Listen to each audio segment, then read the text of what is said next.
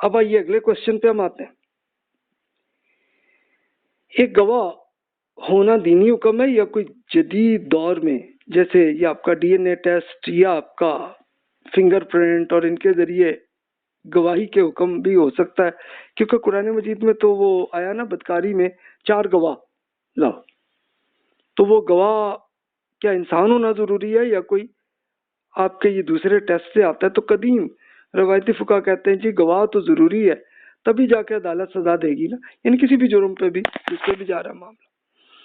لیکن دور جدید کے فقہ وہ کہتے ہیں کہ جی انسانی گواہ بھی ہوگا. قدیم زمانے میں انسان کے لیے کوئی ٹیکنالوجی ایسی نہیں تھی کہ سوائے انسان کی گواہ کے بغیر. لیکن دین میں کوئی ایسی پابندی نہیں ہے کہ یہ صرف انسانی گواہی ہو، بلکہ مزید اور ایویڈنس سے بھی عدالت فیصلہ کر سکتی ہے کہ جس کو قرائن کہتے ہیں. قرائن کیا ہیں کہ جیسے آپ کے فنگر پرنٹ ہے، ویڈیو ہے، آڈیو ریکارڈ ہے، کوئی پاسورڈ ہے وہیں سے مل گیا ڈیٹا، یا ڈی این اے ٹیسٹ ہو گئے، یا کسی اور طریقہ اور بھی جو اب ظاہر ہے کہ ٹیکنالوجی جیسی جیسی انسان سیکھ رہے ہیں، تو اس میں جہاں جہاں سے بھی ایویڈنس آئے تو عدالت اگر مطمئن ہو جائے تو وہ سزا دے سکتی ہے.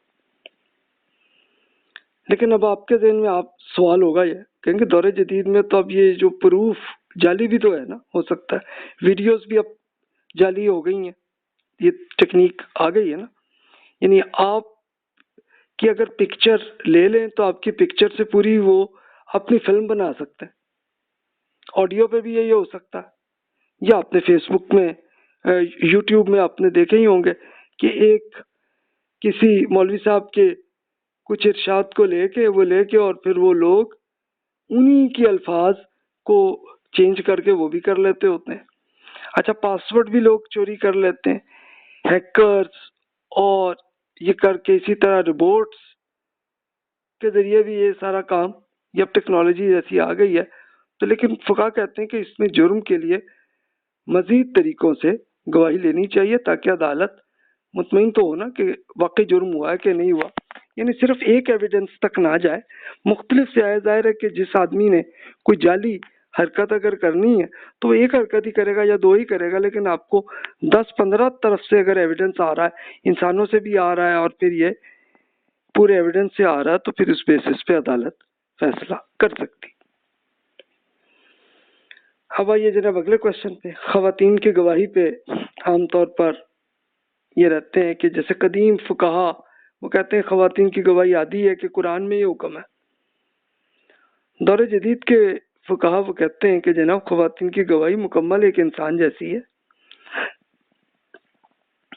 اور پھر وہ کہتے ہیں کہ قرآن مجید میں صرف ایک کیس میں 2 خواتین کی گواہی کا حکم ہے کہ وہ کہ قرض کے آپ جب ٹرانزیکشن کر رہے ہو تو اس میں کہا گیا ہے کہ بھی آپ 2 مرد اب گواہ بنائیں اس میں، اور اگر گواہ نہ ہو، مرد نہ ہو، تو 2 خواتین، ایک خاتون کی بجائے اب 2 خواتین لے لیں تاکہ ان کا مسئلہ جو ہے وہ نہ ہو.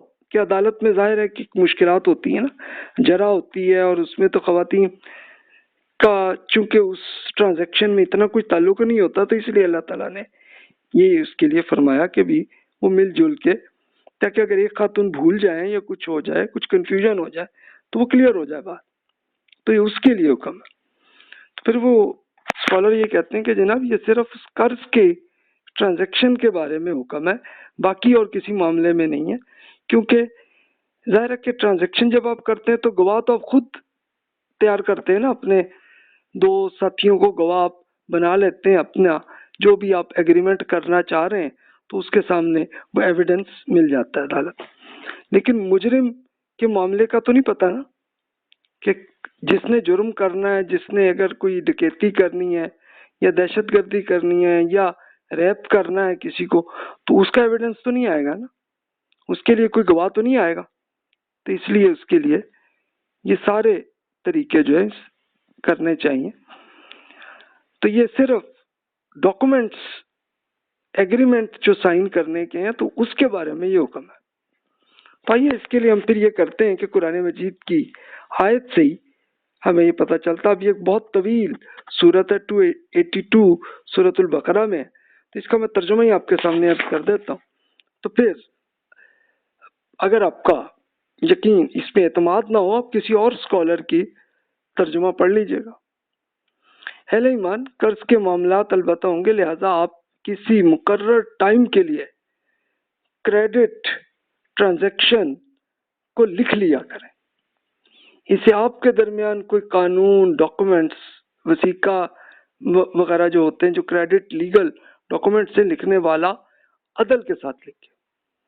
جس شخص کو ڈاکومنٹس لکھنا آتا ہو وہ لکھنے سے انکار نہ کرے، بلکہ جس طرح اللہ نے اسے سکھایا ہے وہ بھی دوسروں کے ساتھ کے لیے لکھے. یہ ڈاکومنٹس اسے لکھوانی چاہیے جس پر حق عائد ہوتا ہے، اور وہ اللہ اپنے رب سے ڈرے اور اس میں کوئی کمی نہ کرے.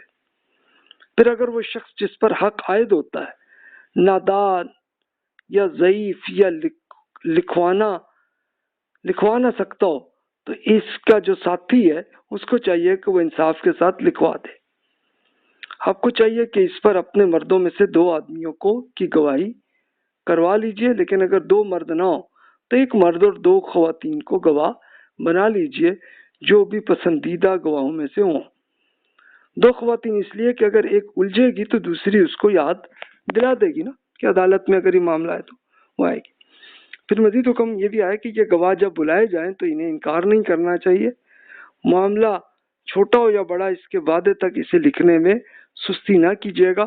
اللہ تعالیٰ کے نزدیک یہ طریقہ زیادہ مبنی بر انصاف ہے کہ گواہی کی زیادہ درست رکھنے والا ہے، اور اس سے آپ کے شبے کہ جو آپ کے سسپیشنز جیسے معاملے ہوتے ہیں تو اس میں پڑنے کا امکان کم ہو جاتا ہے.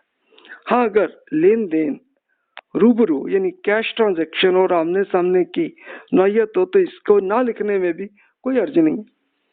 ٹرانزیکشن کرتے وقت بھی گواہ بنا لیا کریں. آپ پر یہ وارننگ ہے کہ لکھنے والے یا گواہی دینے والے کو کوئی نقصان نہ پہنچایا جائے، اور اگر ایسا کریں گے تو یہ وہ ایسا گناہ ہے کہ جو آپ کے ساتھ چپک جائے گا. پھر اللہ تعالیٰ سے خبردار رہیے. اس بات کو سمجھ لیجئے کہ اللہ تعالیٰ آپ کو تعلیم دے رہا ہے، کیونکہ اللہ ہر چیز سے واقف ہے.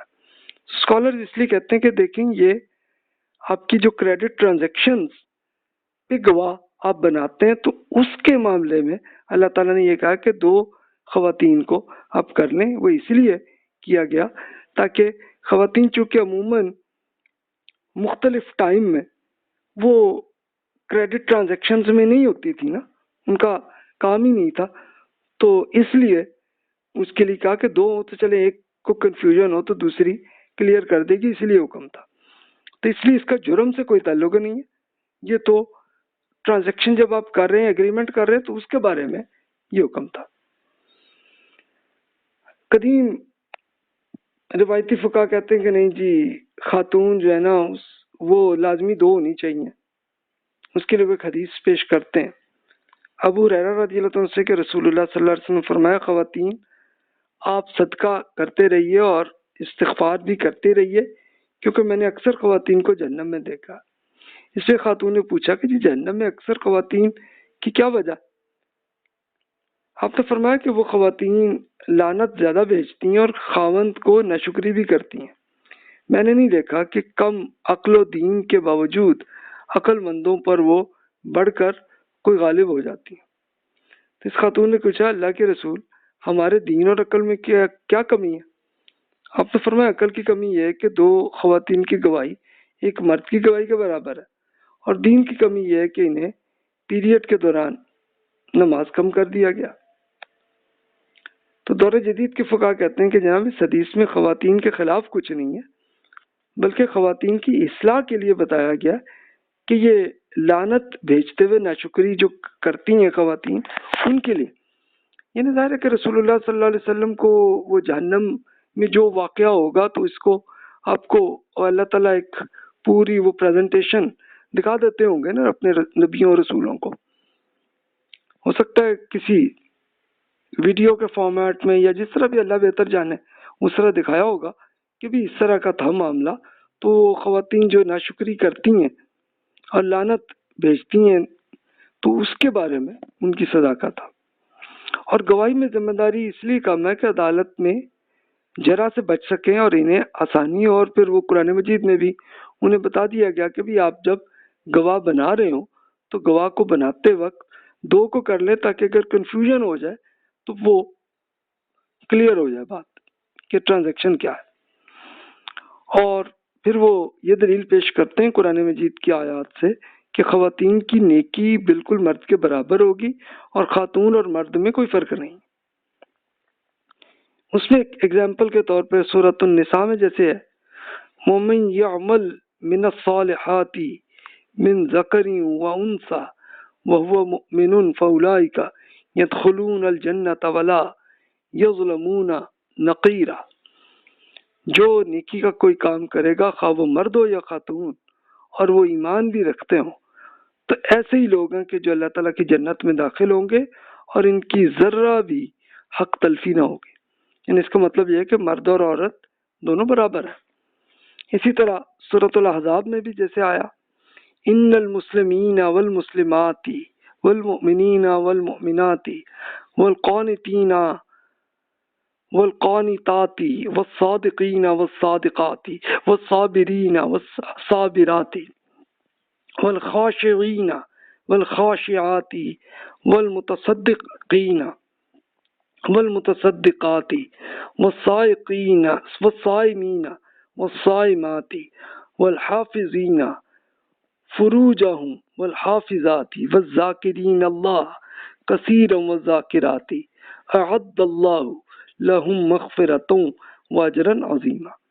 یقیناً وہ مرد اور خواتین مسلمان ایماندار سچے صبر کرنے والے اللہ تعالیٰ کے آگے جھک کر رہنے والے خیرات کرنے والے روزہ رکھنے والے شرمگاہوں کی حفاظت کرنے والے اور اللہ تعالیٰ کو ہمیشہ یاد کرنے والے تو اللہ تعالیٰ ان کے لیے مغفرت اور بڑا اجر تیار کر رکھا۔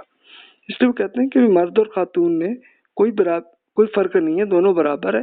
اور حدیث میں جو اصل میں وہ خواتین کے اندر جو ایک کمزوری تھی تو اس کو رسول اللہ صلی اللہ علیہ وسلم نے ایکسپلین کیا بھی اس پہ سزا ہو سکتی ہے آپ کو کہ بھی آپ وہ خام خواہ لعنت دیتی رہتی ہیں اور ناشکری کرتی ہیں، وہ نہ کریں آپ۔ تو یہ ایک اصلاح کرنے کا ان کو بتایا گیا۔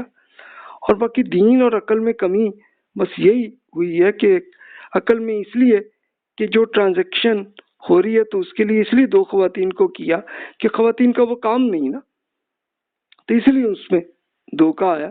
اور دین میں کمی وہ اللہ تعالیٰ نے یہ کیا گیا کہ نماز اس لیے کم کر دی ہے خواتین کے لیے کہ ظاہر ہے کہ وہ پیریڈ ہونا ایک نیچرل پروسیس ہوتا ہے، تو اس میں ان کو ایک آسانی کر دی ہے، اس لیے وہ کہتے ہیں۔